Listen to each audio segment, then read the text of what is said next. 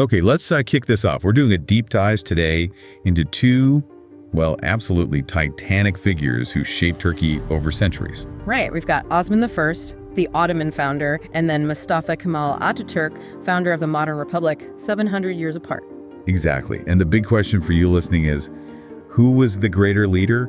But really for their specific time. It feels like apples and oranges almost. It really does. Osman, he built his state on faith, tribal bonds.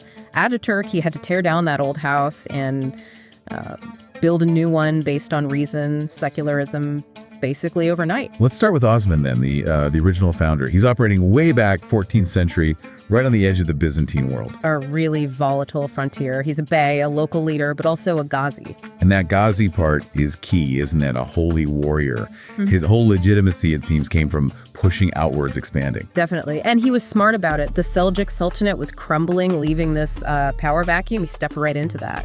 It wasn't just luck, though. He had those early wins, like Kulakhisar, and that really big one, the Battle of Koyunhisar against the Byzantines around 1301. That must have cemented his status. Big time. Victories meant legitimacy. Victories meant followers. But it wasn't just fighting, was it? There was this deeper cultural foundation he was laying. I wonder, could Ataturk's purely secular ideas have possibly worked back then with all those competing tribes? Probably not. Osman needed something more binding, something spiritual. Yeah, like that purported will of his, telling his son, keep up the jihad, stick close to the ulama, the religious scholars.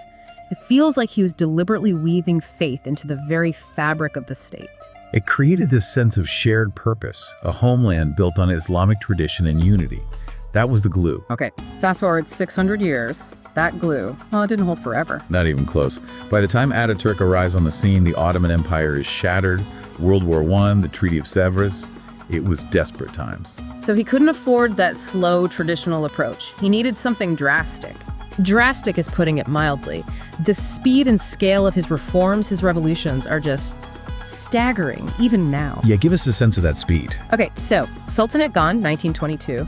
The Caliphate, the spiritual leadership of Islam for centuries, abolished just 2 years later, 1924. Wow. Then, boom, 1926, they basically throw out centuries of Islamic law, the Sharia courts, and adopt European legal codes, like the Swiss Civil Code. In just a few years, the entire legal and religious framework changed. How did people even react? How did they enforce it? Through what's sometimes called assertive secularism, laïcité.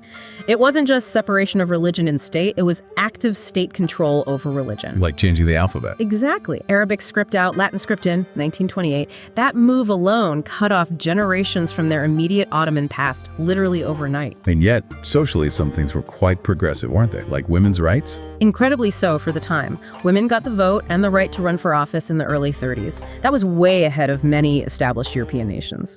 But let's talk about that control aspect again, the laïcité. They banned religious orders, like the dervishes, right? Yes, seen as backward, resistant to modernization. But then they set up the Diyanet, the Directorate of Religious Affairs, which seems contradictory. Banning some institutions, but creating a state body to manage religion. It is a paradox. The state wanted religion firmly under its thumb. Managed, controlled, non-independent. It wasn't about eliminating Islam, but defining its place. Okay, so let's weigh the challenges. Osman faced external enemies, powerful ones like the Byzantines, Mongol successor states. He needed that faith-based unity to just survive, let alone build an empire. True, his external threats were immense. But Ataturk, he was fighting on multiple fronts simultaneously.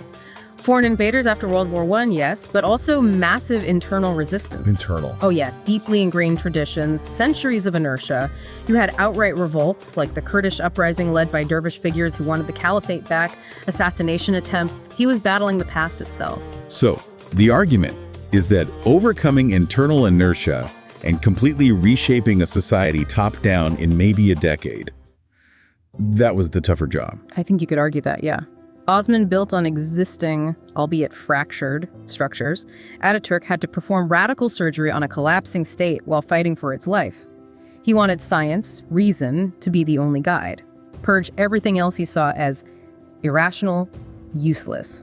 It's fascinating. Both leaders fundamentally defined what it meant to be Turkish, but in such opposing ways. Osman, tradition, faith, expansion. Ataturk, Secularism, westernization, national consolidation.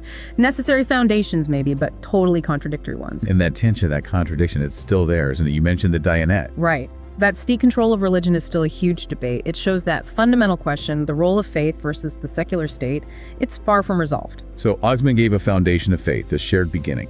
Ataturk provided the structure for, well, modern life and arguably freedom within that secular framework. Two giants, two different eras, two different answers. Which leaves the question for you. Which of these essential yet clashing legacies truly defines Turkey today? Faith or freedom? Or is it still that unresolved tension between the two?